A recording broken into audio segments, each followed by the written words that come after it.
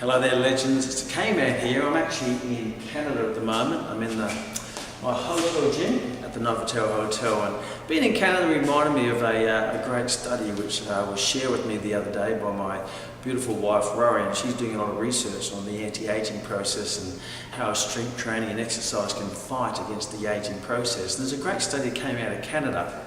And the study involved doing research of 1 million people, so a good group of people.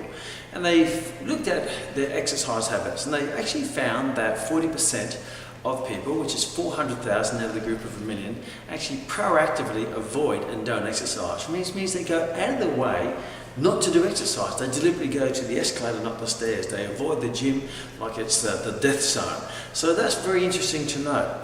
Obviously, we know that where that path is going to lead, it's not going to be a good ending, because they're going to suffer from the aging process, loss of muscle, loss of fitness, increased blood pressure, all those diseases that will tend to be related to a decrease in fitness and health with age. But that's okay, that's their choice. It is a free world, I guess.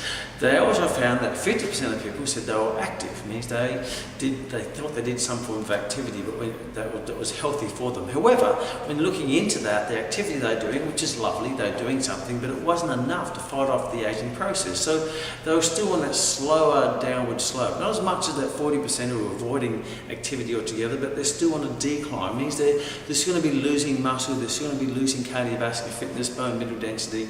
They're still going to be susceptible to the aging diseases. Maybe it's not as fast a rate as the 40%, but their activity is not enough to fight against it. So yeah, they're moving. They're probably walking on the seashore, picking up seashells, thinking that's going to be enough to keep them young, fit and healthy for a lifetime, but it's not. They also found there's 10%, which is 100,000, people who actually proactively did planned activity to be fitter, stronger and healthier. That the only challenge with the statistics of that 10%, a lot of those stats came from they were a member of a gym. Now we look behind me, this is a gym, and I don't see any people here. As you'd probably find that only a small percentage of people who are members of the gym actually use it on a regular basis. They probably feel good having their gym membership card in their pocket, but they don't necessarily use it. So when you really think of it, it's a lot less than 10% of people who are doing enough activity to fight off the aging process. The other great thing with a lot of research is showing if you want to fight the aging process, you have to train at a higher intensity.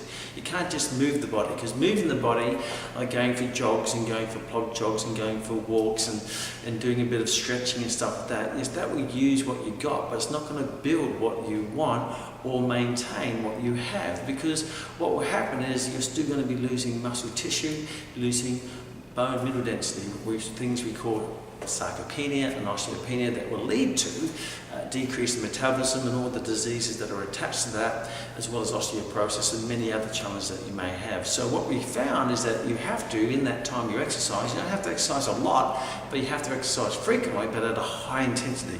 So if you're on the treadmill, on the bikes, get your heart rate right up by doing interval training.